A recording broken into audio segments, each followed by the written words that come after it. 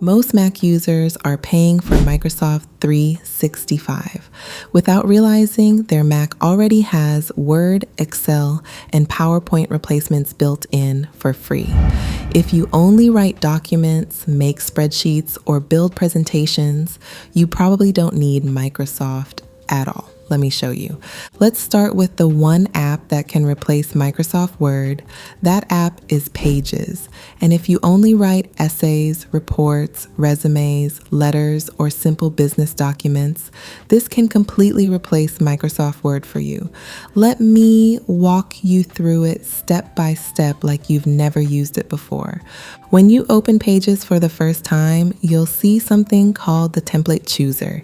This is simply a gallery of ready-made document designs.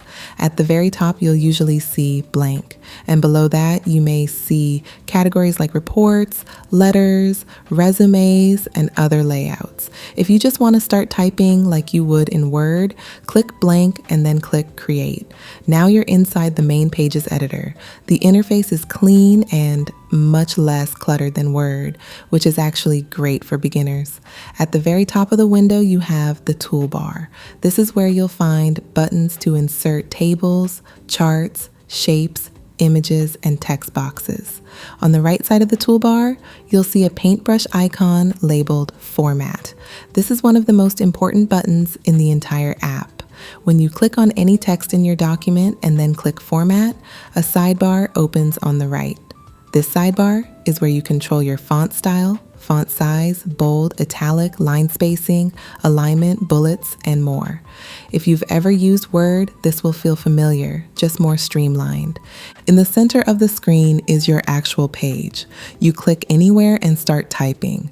If you want to create a title, simply type it at the top, highlight it, and increase the font size using the Format panel. Pages also has built-in paragraph styles like title, heading, subheading, and body. These styles automatically make your document look structured and professional without you having to manually adjust everything. Now let's talk about the most important part, opening Word documents. If someone sends you a .doc or .docs file, you can open it directly in Pages. You can double-click the file and macOS will usually open it in Pages automatically. Or you can right-click the file, choose Open With, and select Pages. The app will convert the file seamlessly so you can edit it just like any other document. Once you're done editing, you can export it back into Word format. Go to the top menu, click File, then Export to, and choose Word. Select .docx, save it, and now you have a fully compatible Word document ready to send to anyone using Windows or Microsoft Office. Another thing beginners love is that Pages auto-saves your work. You don't constantly have to press Command+S. As long as you name your document and choose where to save it, macOS handles the rest. If you use iCloud Drive, your documents can even sync automatically across your Apple devices. For most everyday users, Pages covers everything they need without paying a subscription. If you're new to Mac and want to understand your system properly from day one, check out my Mac Beginner Guide playlist after this video. And if this is helping you save money and feel more confident already, make sure you like this video and subscribe because I break down Mac features in simple, beginner-friendly ways every single week. Now let's move to spreadsheets. If you've ever used Microsoft Excel, Apple's free built-in alternative is Numbers. And for most beginners, it's actually easier to understand than Excel. Open Spotlight with Command plus space, type Numbers, and press Enter. Just like Pages, you'll first see a template chooser. You might see templates like Personal Budget, Simple Budget, Expense Tracking, Invoices, Schedules, and Blank. If you're completely new, choose Blank so you understand the basics, then click Create. When the spreadsheet opens, you'll notice something different from Excel. Instead of one giant endless grid, Numbers uses a clean canvas layout. In the middle of the screen, you'll see a table. That table is your working grid. You can click any cell and start typing immediately. At the top of the window, you'll see the toolbar. This includes options to add tables, charts, text boxes, shapes, images, and more. On the right side, just like in Pages, there's a Format panel. This is where beginners should focus. When you click on a cell, the Format sidebar lets you control the cell type, text style, borders, alignment, and most importantly, number formatting. Let's build something simple so it makes sense. In the first row, type headers like date, item, and cost. Click the cost column, then look at the format panel on the right. Under the cell tab, change the data format to currency.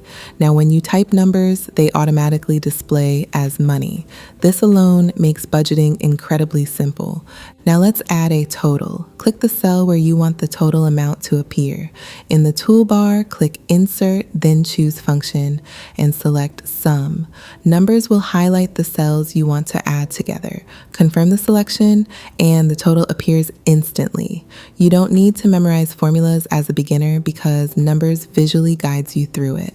If someone sends you an Excel file with the extension .xlsx, you can open it directly in Numbers. Double-click the file or right-click and choose Open With, then select Numbers. The file will convert automatically so you can edit it. When you're finished, exporting back to Excel format is simple. Click File in the top menu, choose Export to, then select Excel. Save the file, and now it's fully compatible for anyone using Microsoft Excel. Now here's the honest part. If you work in finance, accounting, or use advanced Excel macros and complex automation systems, Excel is still more powerful. But if you're tracking expenses, managing small business data, planning projects, or creating simple charts, Numbers handles it easily and it's completely free. And if you're setting up your Mac properly, passwords are another area where people make the wrong decision early on. After this video, watch my comparison on Apple Passwords versus Google Passwords so you can set that up correctly from day one. Now let's talk about presentations. If you've used Microsoft PowerPoint before, Apple's free built-in alternative is Keynote. And for many people, it actually feels cleaner and more modern than PowerPoint. Open Spotlight with Command plus space, type Keynote and press Enter. Just like Pages and Numbers, the first thing you'll see is a theme chooser. These are professionally designed slide templates. Think of them as ready-made presentation styles. As a beginner, choose something simple like basic white or a clean, modern theme. Then click Create. Now you're inside the Keynote editor. On the left side of the screen is your slide navigator. This vertical panel shows every slide in your presentation. You can click a slide to edit it, drag slides up or down to reorder them, or press the plus button to add a new slide. In the center of the screen is your active slide. This is where you click and type. Most themes start with a title slide. Click the title text and type something like "Stop paying for Microsoft Office." Click the subtitle area and type 3 free apps your Mac already has. On the right side of the screen is the Format panel. Just like in Pages and Numbers, this is where you control text size, font, alignment, colors, spacing, and layout. If you don't see it, click the paintbrush icon in the top right. Now, let's build a simple 3-slide presentation so you understand how it works.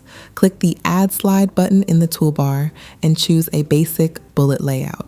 On this second slide, type the title, Free Alternatives. In the bullet section, type Pages replaces Word, Numbers replaces Excel, and Keynote replaces PowerPoint. Notice how the text automatically aligns and looks polished without you adjusting margins or spacing manually. Now add one more slide, click Add Slide again and choose another bullet layout. Title it, Yes, You Can Export. Then add bullets that say Pages exports.docx, Numbers exports.xlsx, and Keynote exports.pptx. That's it. You've built a clean mini presentation in under a minute. Now let's talk compatibility because that's what most people worry about. If someone sends you a PowerPoint file with the extension .pptx, you can open it directly in Keynote. Go to File in the top menu, click Open, and select the PowerPoint file. Keynote converts it so you can edit everything: text, images, slides, and layouts. When you're ready to send it back to someone using PowerPoint, click File, choose Export to, then select PowerPoint. Save the file and it's fully compatible. You can even adjust resolution settings if needed, but most beginners won't have to touch that. Keynote also has built-in animations that are extremely smooth. If you click the Animate button in the toolbar, you can add simple transitions between slides or animate text and objects. The interface walks you through it visually, so you don't need technical knowledge. For most students, small business owners, and professionals creating standard presentations, Keynote is more than enough and completely free. Unless your workplace requires Microsoft specifically or you use very specialized PowerPoint features, you likely don't need to pay for Microsoft 365 just to build slides. Your Mac already gives you everything you need. So when you zoom out and look at everything we just covered, here's the big picture. If you're a normal Mac user who writes documents, builds basic spreadsheets, or creates presentations, your Mac already includes powerful replacements for Microsoft Word, Excel, and PowerPoint. You can open Microsoft files, edit them, and export them back into Microsoft formats without paying a subscription. For most students, freelancers, remote workers, and everyday users, that's more than enough. The only time you truly need Microsoft 365 is if your workplace requires it. You rely on advanced Excel macros, or you work inside complex corporate document systems. Otherwise, you may be paying monthly for tools your Mac already provides for free. Becoming confident with your Mac is about understanding what you already have and using it properly. That's how you move from overwhelmed beginner to competent power user. If this video helped you rethink paying for Microsoft, make sure you like the video so more Mac beginners can find it.